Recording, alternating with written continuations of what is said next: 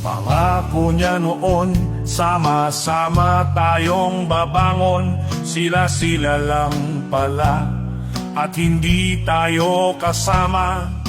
Nasaan ang flood control? Ang tanong ng madlang people.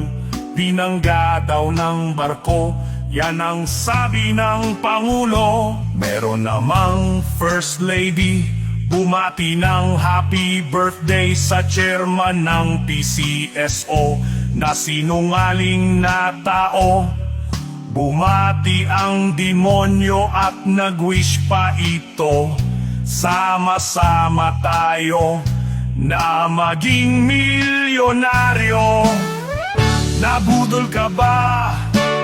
Nabudol din ako. Nabudol tayo, halos lahat ng Pilipino.